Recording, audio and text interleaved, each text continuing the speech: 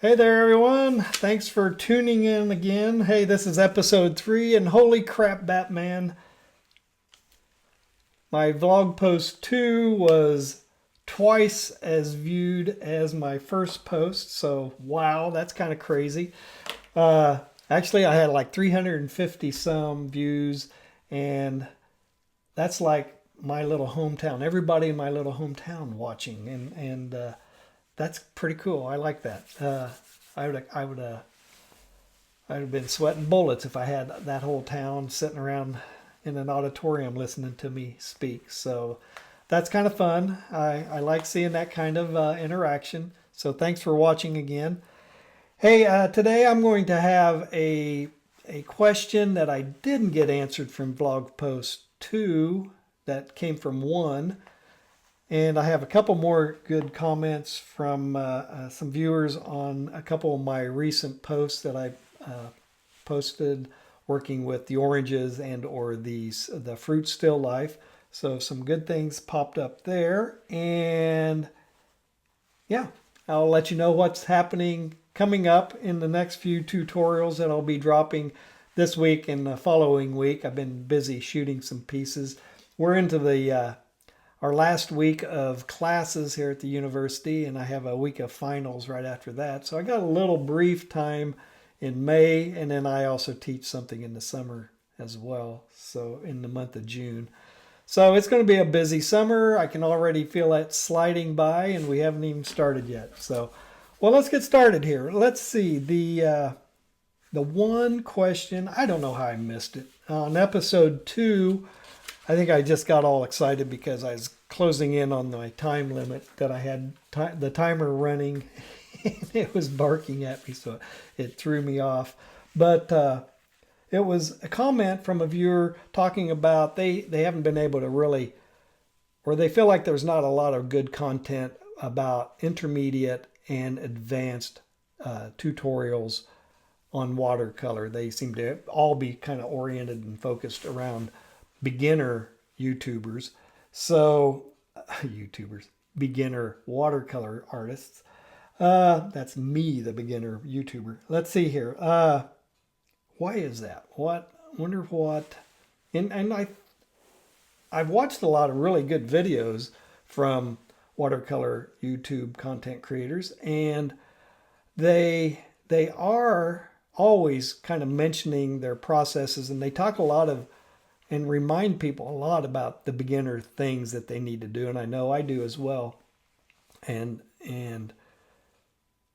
even though they're doing some pretty complex watercolors, and they're great looking watercolors too, and of scenes or objects and birds and things like that. So I think really maybe why is that the difference between that beginner, even if they're trying to paint, landscapes and this and that, and animals and things, the difference between a beginner and that intermediate is just simply practice. You just need to continue working and doing studies of very simple things until you can do those things reliably. And that's kind of one of the reasons why I've been working with just circles in the last few tutorials, because I just want to keep that shape as simple as possible and learn how to control the states and the stages and the mixtures of your media that you're putting onto the paper. Keep that the focus and not the whole big scene that you're trying to create artwork with, right? So don't do that. Just do studies first. Start with circles and paint your cherries, your apples, your oranges, and those simple shapes. Maybe try to paint a wooden ball, or maybe it's a bowling ball, maybe it's a pool ball. You're trying to create that sense of three-dimensional form. Artists are essentially excuse me, artists are essentially illusionists, right? We are creating the illusion of three-dimensional form on a 2D plane, and knowing how to do that through just controlling the lightness or the darkness of the hue, adding a tint in to also affect that hue on the darker end of the spectrum. How does light interact on the surface of a sphere? Practice these things and do them over and over again until you can reliably do it. And it always looks three-dimensional with the shadows, with the core of the shadow, the shade, the highlight, the reflected light, all of those things. Do those things until you can do it with any texture. It can be a fuzzy, it can be a wood grain, it might be a mirror-like surface. All of those things are just really developing your skill sets, dealing with your understanding of color theory, how to model and deal with getting it onto the paper at what correct state of wetness or dryness, the detail, when should I draw a line, when should it be a tone, all of those things all come into play. If you do that with a simple subject, a simple study over and over again until you can reliably do it and move it in, you're going to be moving into the intermediate stage and then ultimately getting into more complex scenes and things like that, the things that you want to do, and ultimately moving into the advanced stage where you're not only accurately portraying the subject matter, the scene, whatever it is, but you're also affecting, maybe it's a study of the lighting, the environment, right? What is that light of that certain time of day doing to that image? And or maybe it's mood. You're trying to set a mood of nostalgia or some ominous feeling to the subject matter, right? All of these things, and then moving into also advanced drawing techniques where you're working with figures and you're trying to get more action and attitude in the poses. All of those things are the advanced levels. But I think all of us who are doing the YouTube tutorials on watercolor are always reminding you about the states and the stages and the consistency of the media that you're painting. And pretty soon you'll be painting like Joseph Zbukvik. He's my hero, my watercolor hero. So if you don't know who he is, go out onto Pinterest or Instagram, and you can see a lot of his work. I mean, he's a marvelous watercolor artist and is very inspirational. I show my students his work all the time. Chen Chung Wee's another one. And there's a couple of Italian guys. I can't think of the names right off the top of my head right now. I'll plug them into my community tab. Oh, also, if ever I'm doing something in any of my videos that I'm just kind of glossing over, I make some sort of a statement that you need me to explain it further, let me know. Drop me a comment either in the video or go over to my community tab, and we can definitely kind of communicate back and forth some of the things you'd like to see. I love that because this has given me a lot of things to talk about on this vlog right now. So let me look here. I'm just checking my time. My phone keeps going sleep. I had to set it to where then I'll forget it. Anyway, let's see here. Going from intermediate or from beginner to intermediate. Again, I think I covered that in my second vlog. And I am also posting, I remembered I did post some of the final watercolors that I've done in my videos, along with some of the reference that I used. So, let's see here. Got some good comments there. Okay. I remember somebody was commenting, yeah, too many floral watercolor tutorials out there doing florals. I understand. I'm not a big floral, paint a flower type watercolor artist either. But I tell you, flowers are kind of tough. So they require a nice light hand and a good understanding of your wet on wet and your stages. So don't just simply dismiss them because they're flowers. Paint a few. Just enough to claim you have. I know I've done a few just to make my wife happy a time or two. But yeah, they're deceptively a challenge that you wouldn't think they were. So they can easily look too stiff and stilted if you don't practice them enough as well.